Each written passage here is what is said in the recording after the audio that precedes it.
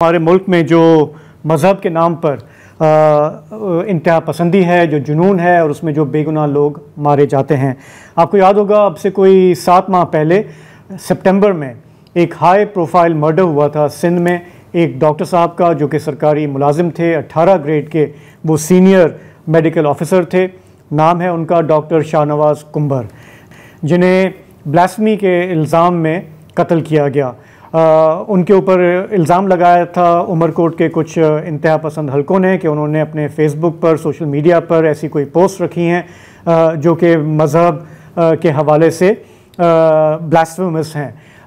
उन्होंने अपनी जान वहाँ से बचा के वो कराची आ गए। वो कुछ अर्सा छुपे हुए थे और फिर उन्होंने एक बयान भी जारी किया। उन्होंने कहा कि मैंने कोई गुस्ताखी नहीं की है, ये मेरे पे इल्ज़ाम है और मैं अपने आप को पुलिस के हवाले करना चाहता हूँ ताकि वो इंक्वायरी करें, मामला साफ़ हो जाए। उन्होंने जब ख़ुद को पुलिस के हवाले किया, पुलिस आई, यहाँ से उन्हें ले गई और उसके बाद उनका मुर्दा जिस्म पाया गया, उनकी लाश पाई गई। जब उन्हें दफनाने की कोशिश की गई उनके गांव में, तो फिर ये इंतहा पसंद हल्के, जुनूनी हल्के आ गए और उनकी आग को दफन नहीं होने दिया, उसको जलाया गया। वहाँ पे बहुत फितना फसाद हुआ, जलाओ घेराव हुआ और कहा यह गया कि डॉक्टर शाहनवाज़ जो हैं वो राह चलते उन्हें किसी ने मोटरसाइकिल पे उन्हें कत्ल किया है।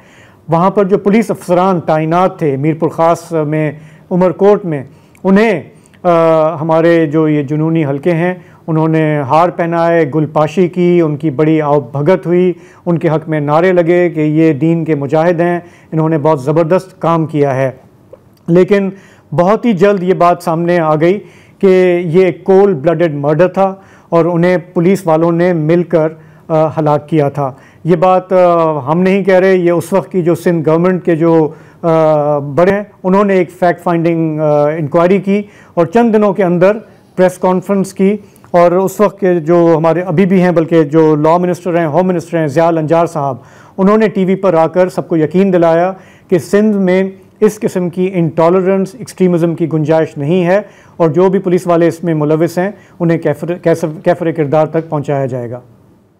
अपने पुलिस ऑफिसर्स जिन पर इनकाउंटर करने का इल्ज़ाम था उनको सस्पेंड किया था कि ये जो इनकाउंटर था जिसको एक पुलिस मुकाबला कहा गया, उसकी एफआईआर भी काटी गई, वो सरासर गलत था, जिसमें डीआईजी और उनके मातहत जो अमला है वो यकीनन किसी न किसी सूरत में इन्वॉल्व है इसमें और इनके ख़िलाफ़ एफआईआर का ऑर्डर कर रहे हैं। मैं समझता हूँ कि इस पार्टी की गवर्नमेंट में इतनी हाई रैंक्स, फिर जैसे एसएसपीज़ और डीआईजी का सस्पेंड होना और उन पर इंक्वायरी कंडक्ट करना एक मिसाल कमी मिलती है जी। तो सिंध गवर्नमेंट ने कहा कि ये एक मिसाली कदम है। उसके बाद फरवरी में इस साल एफआईए की जो एक पूरी इन्वेस्टिगेशन थी उसने भी तक लगभग यही फाइंडिंग्स दी कि पूरा मीरपुर ख़ास डिवीज़न के जो पुलिस अफसरान हैं उन्होंने उनका मुलविस होने के इशारे मिले हैं। उन्होंने ठीक ठाक फोरेंसिक एविडेंस जमा किया, हर चीज़ को ट्रैक किया और डिटेल में एक रिपोर्ट दी। कुल 22 बल्कि 23 अफराद को इस मामले में मुलविस पाया गया, जिनमें से बेशतर पुलिस वाले थे, जिनमें डीआईजी मीरपुर ख़ास, एसएसपी मीरपुर ख़ास और फिर एसएसपी उमरकोट भी इसमें शामिल थे और बहुत सारे सीआईए के और दूसरे अफराद भी। एक जो मेडिकल ऑफिसर थे जिनको इसमें शामिल किया गया, उन्होंने गलत पोस्टमार्टम की रिपोर्ट दी थी कि जी कि ये इन पे टॉर्चर नहीं हुआ। बाद में उनकी लाश को निकाला गया और देखा गया कि उनकी रिब्स टूटी हुई थी और उन पे टॉर्चर भी हुआ और उन्हें कोल्ड ब्लड में मारा गया। तो अब हम समझना ये चाह रहे हैं कि 7 महीने हो गए, सिंध हुकूमत ने बुलंदबान दावे किए, लेकिन असल सूरत हाल है क्या? हम इसलिए भी इस मामले को देख रहे हैं कि जिन पुलिस ऑफिसर्स के नाम आए, जिन पर उंगलियां उठी, उनमें से एक पुलिस ऑफिसर जो कि अभी एक आर्जी ज़मानत पर हैं 7 माह से, उन्हें परसों आईजी सिंध साहब ने कराची के एक बहुत ही अहम जगह पर तैनात किया।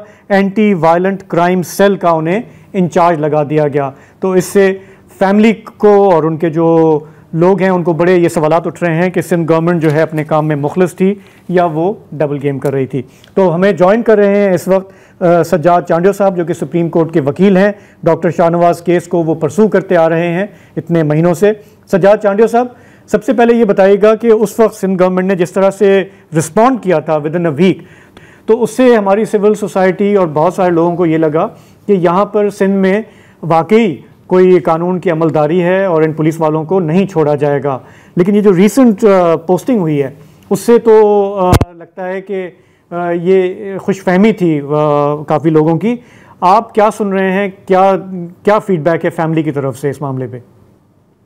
Thank you Shahzeb. देखिए, ये शुरू में आपकी अगर इल्म में होगा तो वकूए के फौरन बाद तो सिंध हुकूमत की तरफ से कोई पॉजिटिव रेस्पॉन्स नज़र नहीं आया था, जब तक ये बड़ा एक लोगों ने जुलूस निकले और उमरकोट में एक बहुत बड़ी रैली हुई। उसके अलावा पूरी सिंध में जब मुज़ाहमत हुई तो उसके बाद आफ्टर 2 और 3 डेज सिंध हुकूमत ने अपना थोड़ा सा दिखाया कि वो इन्वेस्टिगेट कर रहे हैं। अदरवाइज जैसे आपने जिक्र किया कि सारे मामले में जो इन्वेस्टिगेशन आई है रिपोर्ट FIA की तरफ से और उससे पहले जो सिंध हुकूमत की तरफ से इंक्वायरी रिपोर्ट थी, तो सारी से ये पता चल रहा है कि ये पूरा प्री प्लान मैनर में एक मर्डर किया गया था। हाई रैंक से लेकर लोअर रैंक तक के अफसरान जो थे वो मुलविस थे और उनका आपस में कम्युनिकेशन था। दैट वाज द एलिगेशन जो इन्वेस्टिगेशन में साबित हुआ। और उस वक्त तो अवामी मुज़ाहमत के बाद तो थोड़ी सी उन्होंने दिखाई थी चुस्ती सिंध हुकूमत की तरफ से, लेकिन उसके बाद आज तक आप जैसे आप खुद जिक्र कर रहे हैं कि वो SSP जो कि अक्यूज्ड है नॉमिनेटेड, हालांकि इस किस्म के मामलात में खुद सुप्रीम कोर्ट के फैसले भी पड़े हुए हैं जिसमें सुप्रीम कोर्ट के ये अहकामात हैं कि ऐसे पुलिस अफसरान जो अगर इस किस्म के फौजदारी मुकदमात में मुलविस हों तो उनको कोई भी आप पोस्टिंग तब तक ना दे जब तक वो वहां से फारिग हों। तो उन्होंने उसको पोस्टिंग दे दी, तो उनकी गैर संजीदगी है ये। थोड़ा सा बस अवामी मुज़ाहमत के सामने उन्होंने एक काम किया, अदरवाइज प्रैक्टिकली ऐसी कोई चीज नजर नहीं आ रही जिससे वो साबित हो कि उनका कोई इंटरेस्ट है कि इस मामले में फैमिली को तहफ़्फ़ुज़ या इंसाफ फराम किया जाए। सूरत हाल ये है कि जो आर्जी जमानत पे जवाबदार हैं उनको कम से कम 7.5 माह से ज्यादा का अरसा हो चुका है। और हमारी नेशनल जुडिशल पॉलिसी कहती है कि जो अबूरी जमानत आप देते हैं कम से कम 7 दिन के अंदर उसको आप फैसला करके निपटा दें। अगर आप उनकी बेल कंफर्म कर दें, भली कंफर्म कर दें या रिजेक्ट कर दें, but you have to decide it. लेकिन बदकिस्मती के इस केस में 7.5 माह से ज्यादा का पीरियड गुजर चुका है। वो जमानत की दरखास्त अबूरी जमानत चल रही है, उसको और ज्यादा डिले और लिंगर किया जा रहा है। हालांकि सिंध हाई कोर्ट की तरफ से जो मीरपुर खास में वहां से एक पेंडिंग पिटीशन में जो कि अक्यूज इनायत जरदारी की तरफ से दाखिल की गई थी FIR को क्वाशमेंट के लिए, तो उस पिटीशन में सुनवाई के दौरान आज से 1.5 महीना पहले सिंध हाई कोर्ट के डिवीजन बेंच ने ये अहकामात दिए थे कि ट्रायल कोर्ट को अहकामात देते हैं कि उनके यहाँ जो भी पेंडिंग दरख्वास्तें हैं बेशमूल ये जो प्री अरेस्ट बेल की एप्लीकेशन से उनको वो डिस्पोज ऑफ करें विद इन फ्यू डेज। लेकिन डिस्पाइट ऑफ दैट ऑर्डर वो अभी तक वो डिस्पोज ऑफ नहीं हो रही। और हर सुनवाई पे मैं एक अर्ज करूं, हर सुनवाई पे जो एक अक्यूज्ड है मुल्ला सरहंदी, वो अपने साथ कम से कम 150 से 200 लोग उसके साथ आते हैं। जैसे वो कोर्ट की सुनवाई में तो नहीं आ रहे, लेकिन वो एक किसी जलसे के खिताब करने के लिए आते हैं। और इस किस्म से मैं आपसे ये भी जानना चाह रहा हूँ कि इसमें जो DIG थे एक और जो SSP हैं जो अभी तक मफरूर हैं, ये बताएंगे कि मुझे ये भी सुनने में आ रहा है कि फैमिली पर दबाव है कि वो सुलह कर लें, कोई विड्रॉ कर लें। हमने बहुत सारे केसेस में देखा है कि आगे जाके यही है, तो ऐसा है क्या? जी बिल्कुल ऐसा है। शुरुआत में ये कोशिश की गई थी, अब भी कोशिश डेफिनेटली अपनी तरफ से करेंगे। लेकिन आप देखें ना, अगर सिस्टम कमजोर होगा, कोर्टों का अगर रवैया इस तरह का होगा इस किस्म के मामलात में, जो पूरी दुनिया में पाकिस्तान का नाम जिस केसेस ने रोशन हुआ है उसमें भी अगर ये कारकर्दगी होगी, डेफिनेटली थक जाएंगे ना लोग। और उनकी पहली ये कोशिश होती है इस किस्म के केसेस में कि लोगों को थका दें। आप अगर एक तो पहले तो वकला नहीं आते आगे, आपको पता है ब्लास्फेमी के केसेस में कहाँ डिफेंस का प्रॉपर राइट फराम होता है हमारे मुल्क में।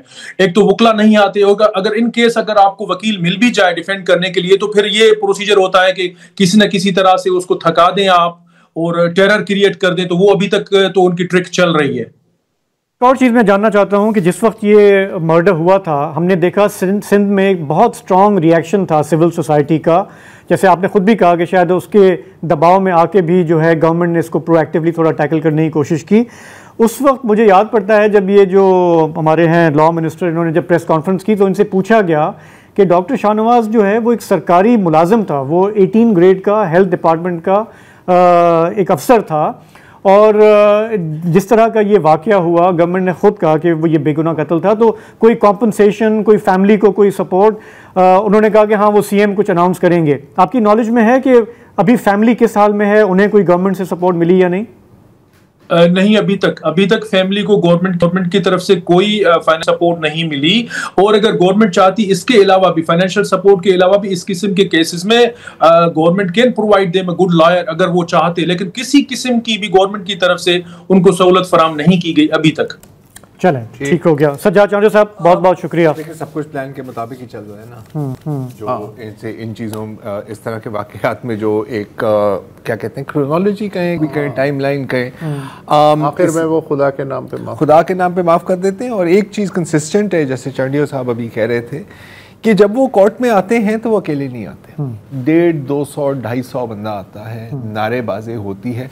अच्छा, उस वक्त कोई कंटेम्प्ट ऑफ कोर्ट या कोर्ट प्रोसीजर्स की किसी का ख्याल नहीं होती है, ये बाकियों के लिए होती है। ये अभी अगर किसी सहाफ़ी को पेश किया जाए टीका में और आप 12 लोग भी हो ना, तो हमने देखा जज ने कहा कि सारे लोग बाहर चले जाएं क्योंकि आप अदालत पे दबाव डाल रहे हैं। लेकिन इन केसेस में जिन पर आपकी चलती है उन पर ही चलती है, जिन पर नहीं चलती उनकी आप पर चलती है। तो दैट्स हाउ इट वर्क्स। अच्छा, ये तो आज की बात है। मैं थोड़ा सा पीछे आप लोगों को ले जाना चाह रहा हूँ। आज है 14 अप्रैल, कल थी 13 अप्रैल। 13 अप्रैल 2017, यानी आज से ठीक 8 बरस पहले, मर्दान की खान अब्दुल वली खान यूनिवर्सिटी के शोबा सहावत के एक तालिब इल्म मिशाल खान को तौहीन मज़हब के इल्ज़ाम में वहाँ के तलबा और यूनिवर्सिटी के अमले ने तशद्दुद करके मार डाला। बाद में छानबीन से पता चला कि इल्ज़ामात फ़र्ज़ी थे। 2018 में एक मुलजिम को अदालत ने सज़ाए मौत सुनाई, 5 को उम्र कैद और 25 को 4-4 साल कैद की सज़ाएँ सुनाई गईं। मगर जैसा कि आप जानते हैं, अपीलों की वजह से मामलात अब तक आला अदलिया में अटके हुए हैं। इन 8 बरसों में इंसाफ के हुसूल की लड़ाई में अब तक क्यों अंजाम पजीर नहीं हुई, यही जानना चाहा हमने मिशाल खान के वालिद इकबाल लाला से। उसमें तो यही हुआ है कि पहले जो है ना वो अदालत हुआ था एटाबाद में, एटीसी कोर्ट जो है ना उसमें, तो फिर उसके बाद दूसरे एटीसी कोर्ट में मुकदमा चला था पेशावर के, फिर पेशावर हाई कोर्ट में, और अब जो है ना केस जो है ना वो सुप्रीम कोर्ट ऑफ पाकिस्तान में है। तो सुप्रीम कोर्ट ऑफ पाकिस्तान में उन्होंने हमारा अपील दाखिल किया है और मुखालिफिन का भी अपील दाखिल किया है। बाद में अदालत से यही कहा गया कि यार इस केस में हमने लीव ग्रांट है, ग्रांट लीव दिया है, पता नहीं उसका वो कानूनी हवाले से क्या मकसद है, लेकिन अभी वो तकरीबन कुछ 2 साल तक जो है अभी वो तारीख फिर नहीं निकला है। हाँ जी। इकबाल लाला से ये भी पूछा गया कि ये जो 8 बरस गुजरे हैं, इन पे खुद उन पे और उनके ख़ानदान पे क्या गुजरी? हमारा यही था कि फिर कारोबार था ये हमारा ज़ारा डिवीजन में, आज़ाद कश्मीर में, और ये शुमाली इलाका जात में, गिलगित बल्तिस्तान में, तो वो भी तबाह हो गया।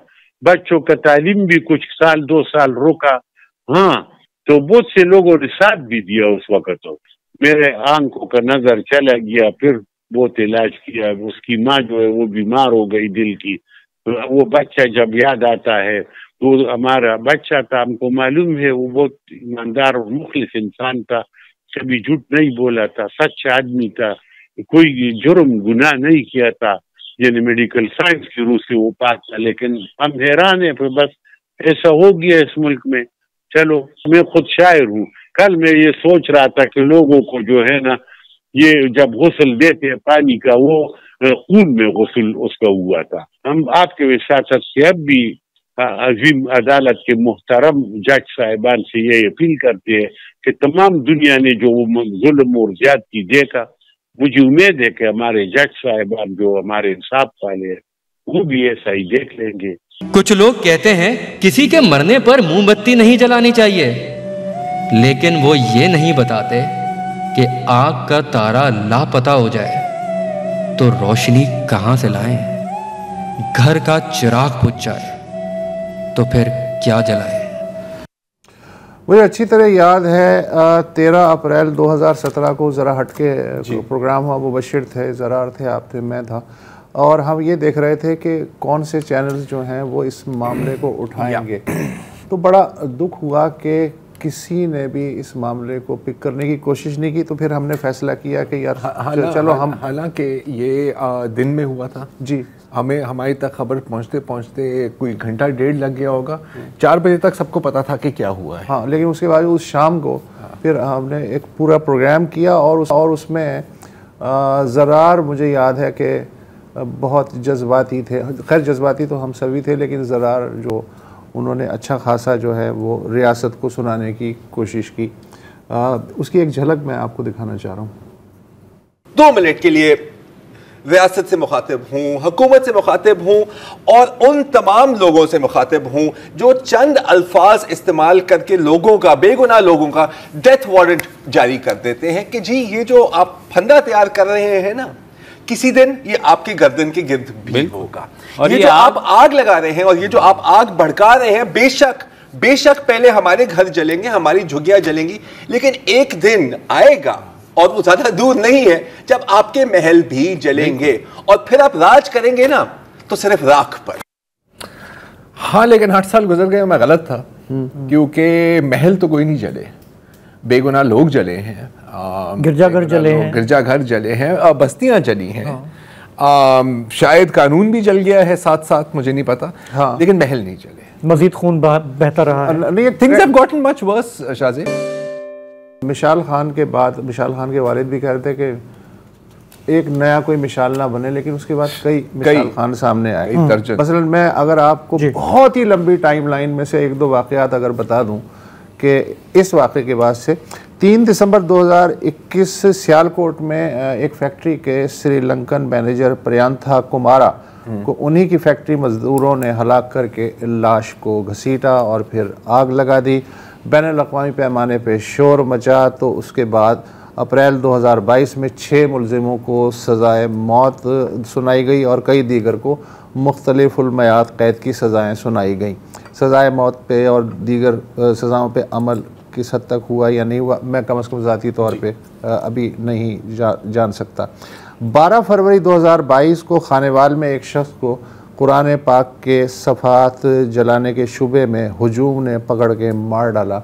दर्जनों गिरफ्तारियां हुई, मुकदमात बने, क्या फ़ैसला हुआ क्या नहीं ये भी मेरे इल्म में नहीं है। 11 फरवरी 2023 को ननकाना साहब में वारिस नामी एक शख्स को मुश्तइल हुजूम ने पुलिस की तहवील से निकाल के मारा और फिर उसकी लाश को आग लगाने की कोशिश की। कई पुलिस वालों को गफलत के इल्ज़ाम में मुअत्तल किया गया और छानबीन भी कराई गई। उसका क्या नतीजा निकला, आई डोंट नो। मार्च 2024 में मंडी बहाउद्दीन में हुजूम ने कुरान की बेहुरमती के शुबे में एक और शख्स को तशद्दुद करके मार डाला। 20 जून 2024 को स्वात में मोहम्मद इस्माइल नामी एक सयाह को मुश्तइल हुजूम ने थाने पे धावा बोल के बाहर निकाला और हलाक करने के बाद लाश को जला दिया गया। थाने को भी भस्म कर दिया गया। मुतादिद पुलिस वाले इस वाक़े में ज़ख्मी भी हुए। तौहीन मज़हब के सैकड़ों मुलजिम कई साल से बंद हैं और अक्सर वकला उनका केस लेने से भी हिचकिचाते हैं या फिर केसेस एक जज से दूसरी जज को मुंतकिल होते रहते हैं। कई मुलजिमों को जेल में या अदालत के इहाते में ही मार डाला गया और गुज़िश्ता 1 साल से हम ब्लास्फेमी बिजनेस ग्रुप की दास्तान भी सुन रहे हैं। ये स्कैंडल इन दिनों इस्लामाबाद हाई कोर्ट में ज़ेर समात है। जी अच्छा, जहाँ तक आपने अभी जिक्र किया कि इनके केसेस में क्या होता है, तो मुझे जुनैद हफीज़ याद है और ये it's a tip of the iceberg, tip of the tip मिसाल के तौर पे टिप की टिप है। जुनैद हफीज़ का केस अभी मैं थोड़ा सा पता कर रहा था, अब तो मुझे याद भी नहीं है कि वो कितने सालों से जेल में अंदर है। मैं ख्याल 10 साल से ज़ायद हो गया। मुल्तान उसे भी याद नहीं है। जी, ईद से पहले उनकी एक समाअत होनी थी, वहाँ पर जज साहब ने कहा कि नहीं अभी मैं ये नहीं हेयर करूँगा, अभी मैं सिर्फ जमानतों के केसेस को सुन रहा हूँ, ये ईद के बाद होगा। अब ईद को भी कई हफ्ते गुजर गए हैं, कोई अपडेट नहीं है, कोई निजाम में। लेकिन उन्होंने ये नहीं बताया था कि किस ईद के बाद ये। वेरी गुड, 1 जून में भी ईद है, हो सकता है उनकी बात हो रही है, या जुलाई में शायद। इसके साथ साथ जुनैद हफीज़ का हम जिक्र कर रहे हैं तो हमें राशिद रहमान साहब को भी नहीं भूलना चाहिए, जो उनके वकील थे और कोई इनका केस लेने के लिए तैयार नहीं थे, बल्कि दूसरी साइड के केस लेने के लिए सब तैयार थे। जो आपको पता है पूरी एक नेटवर्क है ना वकला में भी।